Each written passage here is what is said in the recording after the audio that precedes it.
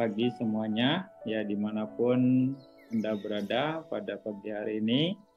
Ya, tadi adalah latihan 8 sila, ya 8 aturan pemoralan yang harus Anda jalankan pada 2 hari ini selama mengikuti meditasi online ini, ya. Jadi Anda harus betul-betul menghayati pelaksanaan sila ini karena ini adalah hal yang sangat baik untuk Anda dan sangat bermanfaat, baik untuk Anda dan juga yang lain. Istilahnya, latihan ini sangat besar manfaatnya dan juga sangat berguna minimal untuk Anda pengendalian diri Anda akan terbentuk atau Anda mengumpulkan potensi pengendalian diri dari sila itu sendiri, dan juga Anda akan memberikan manfaat untuk orang-orang di sekitar Anda dan juga makhluk-makhluk sekitar Anda, ya. Dengan keberadaan Anda akan memberikan rasa aman, rasa nyaman, rasa kebahagiaan bagi semua dan juga bermanfaat, dan apa yang Anda lakukan akan menghasilkan sama baik yang sangat besar dan juga bermanfaat untuk Anda. Dan ketika Anda melakukan pelimpahan jasa, Anda berbagi jasa kebajikan ini kepada semua makhluk, itu juga akan sangat bermanfaat. Jadi apa yang Anda lakukan, apa yang akan Anda lakukan dalam 2 hari ini banyak sekali manfaatnya. Makanya Anda harus betul-betul menghayati pelaksanaan retret ini dengan baik, ya, gunakan retret ini sebaik-baiknya untuk memberikan manfaat untuk Anda dan juga makhluk-makhluk apapun di sekitar Anda, ya, seperti itu. Jadi praktek Dhamma sangat besar manfaatnya, apalagi kalau Anda sampai bisa menembus Dhamma itu sendiri. Ya, katakan karena praktek Dhamma ini mengikis kekotoran batin, mengikis loba, dosa, moha, mengikis keserakahan, kebencian, dan kebodohan batin. Itu keistimewaan dari praktek Dhamma. Itu tujuan dari praktek Dhamma. Ya, kayak Anda harus memperhatikan ini. Nah, Anda beruntung, ya. Anda beruntung bertemu dengan ajaran Buddha dan bisa mempraktekkan Dhamma, sehingga ya bisa bermanfaat untuk Anda sendiri. Hari ini Anda punya kesempatan itu untuk mempraktekkan Dhamma, ya, dibanding ya mungkin di luar sana, ya mereka melakukan praktek yang mereka pikir benar, hebat prakteknya, tapi itu bukan Dhamma, seperti petapa Jambika ini, dan dia lakukan sudah 55 tahun dan tidak pernah mengalami hal-hal yang luar biasa di hadapan. Buddha katakan, walaupun berbulan-bulan seorang bodoh, ya, memakan makanan dengan ujung rumput susah, namun demikian ia tidak berharga 16 bagian dari mereka yang telah mengerti Dhamma dengan baik. Anda punya kesempatan untuk bisa mengerti Dhamma dengan baik dengan praktek Dhamma. Anda punya kesempatan untuk praktek Dhamma. Praktek Dhamma, dana, jaga sila, praktek meditasi, samadhi, dana, sila, samadhi, dan apanya. Anda akan mendapatkan itu. Anda bisa mempraktekkan itu. Makanya beruntung Anda punya kesempatan untuk praktek Dhamma. Makanya Anda harus lakukan ini. Lakukan hanya praktek Dhamma. Kalau memang Anda muridnya Buddha, ya jangan sia-siakan kesempatan ini. Karena nggak semua orang punya kesempatan, walaupun ya mereka mengaku sebagai muridnya Buddha. Karena sangat bermanfaat. Nah, praktek Dhamma akan berharga, ya, kalau Anda mengerti Dhamma dengan baik. Contohnya ya meditasi. Ya, meditasi yang Buddha ajarkan untuk mengikis kekotoran batin, untuk istilahnya menembus kebenaran, untuk merealisasi kebenaran. Ya, itu praktek meditasi yang Buddha ajarkan. Dan praktek dana, praktek sila itu juga mengarah ke sana, sesuai dengan tahapan-tahapan, sesuai dengan levelnya gitu. Makanya Buddha mengatakan samading bikawe baweta samahito bikawe biku yata butang pajanati. Para biku, perkuatlah konsentrasi. Dengan konsentrasi seorang biku akan mengerti, memahami sesuai dengan kenyataannya sebagaimana adanya. Ini dalam Samadhi Sutta. Ya.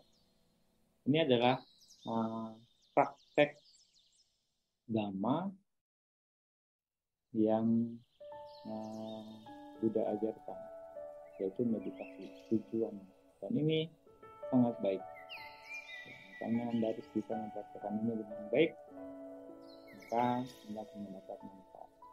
Karena sekali lagi Anda sangat beruntung punya kesempatan ini untuk praktek Dhamma ini dengan baik. Ya, jangan sia-siakan. Makanya sekali lagi Anda punya kesempatan ini. Tujuan dari bermeditasi yang Buddha ajarkan adalah untuk mengetahui dan melihat kebenaran, untuk menembus dan merealisasi kebenaran itu sendiri dengan melatih pikiran, bukan untuk mengontrol pikiran. Pikiran yang tidak terlatih akan berbeda dari pikiran yang terlatih akan berbeda dari pikiran yang tidak terlatih. Ya. Orang yang sukses melatih pikirannya akan mampu mengetahui dan melihat kebenaran Dhamma sebagaimana adanya. Mengetahui dan melihat Dhamma sebagaimana adanya adalah jalan untuk merasakan kebahagiaan yang sesungguhnya, yaitu nibbana tanpa kematian. Bagaimana caranya? Yaitu dengan memperkuat konsentrasi. Bagaimana bisa? Karena dengan pikiran yang terkonsentrasi dengan baik akan menghasilkan cahaya yang sangat terang, kuat, dan bertenaga. Dengan bantuan dari cahaya terang tersebut yang kuat dan bertenaga, maka seseorang dapat mengerti sesuai dengan kenyataannya atau sebagaimana adanya. Seperti itu. Nah, Buddha tidak melihat hal lain yang lebih berbahaya selain pikiran yang tidak terlatih.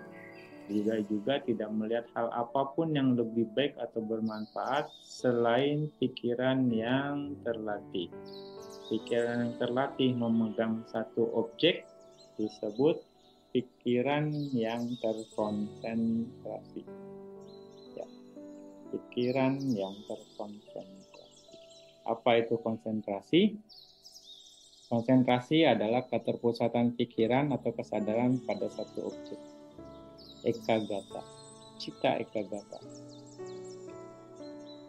Cita ekagata, jadi terus memperkuat konsentrasi adalah memusatkan atau menempatkan, mempertahankan kesadaran, pikiran pada objek meditasi secara terus-menerus dalam jangka waktu yang lama. Itu cara untuk memperkuat konsentrasi. Ya, memusatkan, menempatkan, mempertahankan kesadaran atau pikiran pada objek meditasi secara terus-menerus dalam jangka waktu yang lama. Jadi Anda harus berusaha menyadari nafas Anda terus-menerus, menyadari objek meditasi Anda terus-menerus dalam jangka waktu yang lama. Itu cara memperkuat konsentrasi. Artinya, kalau Anda bisa mengamati atau menyadari atau mengingat atau fokus pada napas selama 5 menit, berarti konsentrasi Anda kuat selama 5 menit. Kalau Anda bisa melakukannya selama 10 menit, berarti konsentrasi Anda kuat selama 10 menit.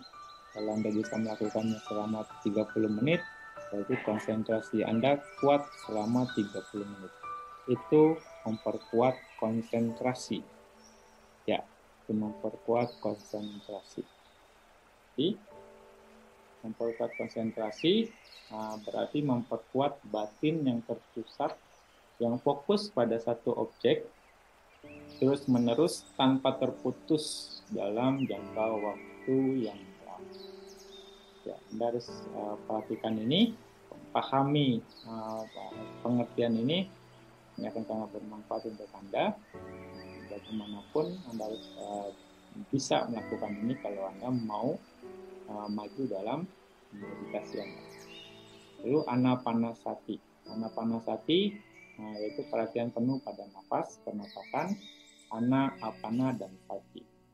Ana itu nafas masuk, apana nafas keluar, sati menyadari, mengingat, mengetahui maknanya.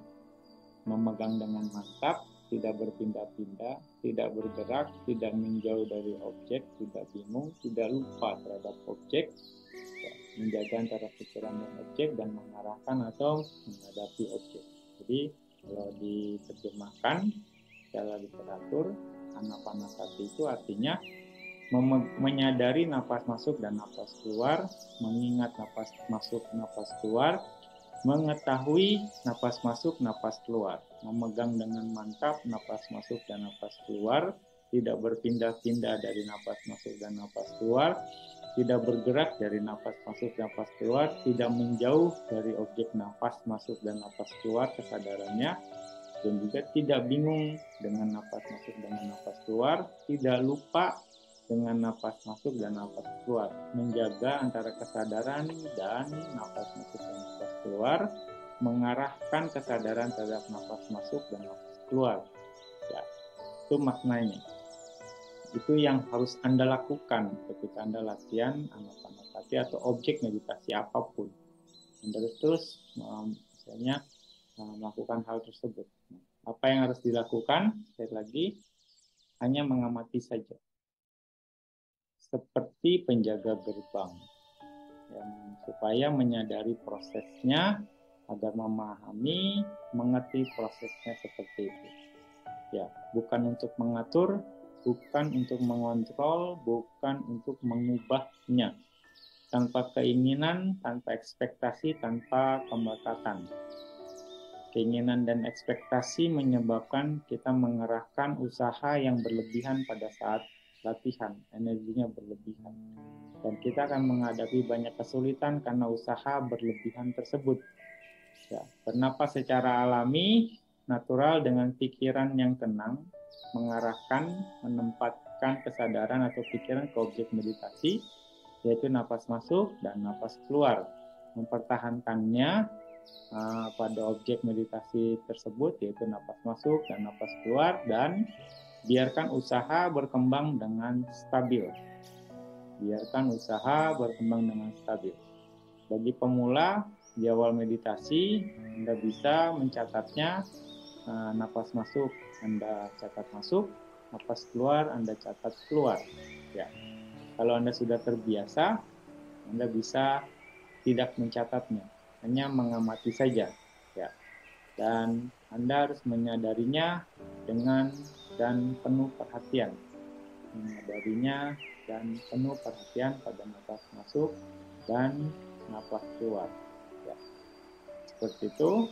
Nah, posisi duduk ya adalah posisi yang terbaik dalam meditasi. Kita bisa memulainya dengan posisi duduk. Duduk senyaman Anda, badan tegak, rileks dan tidak tegang, leher dan kepala tegak, tangan di atas pangkuan, ya, kiri atau kanan di atas atau menyentuh lutut, tutup mata atau pejamkan mata, ya, arahkan kesadaran, pikiran ke daerah sekitar lubang hidung atau di atas bibir, ya, sekitar lubang hidung atau di atas bibir. Ini adalah area pengamatan napas. Atau dimanapun Anda merasakan nafas, atau dimanapun Anda merasakan nafas dengan jelas, nah, lalu Anda pertahankan kesadaran atau pikiran Anda pada nafas tersebut. Ya, Anda akan melihat nafas menyentuh area pengamatan sini. Ini adalah titik sentuhnya. Ya, dan fokus pada nafasnya, bukan sentuhannya. Fokus pada nafasnya, bukan sentuhannya. Objeknya adalah nafas, bukan titik sentuhnya. Beda orang mungkin beda titik sentuh yang jelasnya. Pada saat nafas masuk, tahu sedang bernafas masuk. Pada saat nafas keluar, tahu sedang bernafas keluar. Tidak mengikuti nafas ke dalam atau keluar tubuh Anda. Juga tidak memperhatikan sifat alami, karakteristik dari nafas, yaitu panas, dingin, lembut, keras, dan sebagainya. Tidak memperhatikan sifat alami, yaitu anicca, dukkha, atau anatta. Juga tidak memperhatikan berbagai bentuk atau warna. Ya. Nah, ketika sedang mengamati nafas, pikiran lain muncul, maka harus disadari dengan cepat. Jangan memperhatikannya, jangan mengikutinya. Kembali ke nafas dengan lembut dan tetap tenang tanpa tertarik pada pikiran-pikiran tersebut. Ya, kapanpun ketika pikiran mengembara, bawa kembali dengan tenang ke nafas. Jangan kecewa atau gelisah pada saat pikiran mengembara. Ya. Jika pikiran muncul terlalu kuat dan sering, gunakan metode hitung 1 sampai dengan 8. Hitung minimal 5, maksimal 10. Ya. Itu, ya, kalau hitungannya berantakan, Anda ulangi lagi, menghitung dari awal. Menghitung sampai pikiran terkendali dengan tenang pada nafas, lalu berhenti menghitung. Hanya memperhatikan nafasnya saja kalau pikirannya sudah tenang. Ya. Nah, ketika sedang duduk bermeditasi, kaki mulai terasa tidak nyaman, terasa kebas, kesemutan atau sakit, usahakan di awal tetap fokus pada nafas. Kalau tidak bisa atau mengganggu konsentrasi, ganti posisi secara pelan-pelan. Tetap penuh perhatian dan berusaha fokus pada nafas Anda. Pada saat meditasi jalan, fokus pada nafas, bukan sentuhan atau langkah kaki. Berjalan tidak cepat, juga tidak lambat. Berusaha untuk tetap fokus di nafas pada posisi duduk, berjalan, berdiri, ataupun berbaring. Selama Anda di rumah, atau dimanapun Anda berada, usahakan Anda hanya fokus pada nafas Anda saat itu. Selama ikut kata ini ya, kata Anda ini. Hanya fokus memperhatikan nafas kapanpun, dimanapun, jadi present momennya, saat ini atau saat kekiniannya, hanya menyadari nafas saja. Apapun sensasi di tubuh, fenomena apapun yang muncul, maka diabaikan. Ya, dan tetap fokus di nafas Anda. Tetap fokus di nafas Anda. Seperti itu. Ya. Jadi, ya. Dari Bante cukup untuk hari ini. Manfaatkan kesempatan ini dengan baik. Yang harus Anda tahu bahwa Anda harus sebagai Buddhis, Anda harus hanya praktek Dhamma, bukan praktek yang lain. Artinya Dhamma itu adalah praktek ajaran Buddha. Ya, karena itu yang akan memberikan manfaat. Kalau Anda melakukan praktek yang lain, sekeras apapun, seperti ya, kisah dari Jambuka Therawati ini, bahwa walaupun Anda mempraktekkan sekeras apapun latihan Anda, itu tidak berharga 1/16 dari mereka yang praktek Dhamma dengan baik. Makanya ketika Anda punya kesempatan praktek Dhamma, ya, lakukan dengan baik sehingga Anda bisa ya mengerti Dhamma ini dengan baik melalui praktek Anda yang Anda lakukan. Oke, selamat berlatih. Semoga Anda bisa ya mengerti Dhamma ini dengan baik dan semoga Anda bisa mempraktekkan Dhamma dengan baik. Akhirnya bisa menembus Dhamma saat itu juga.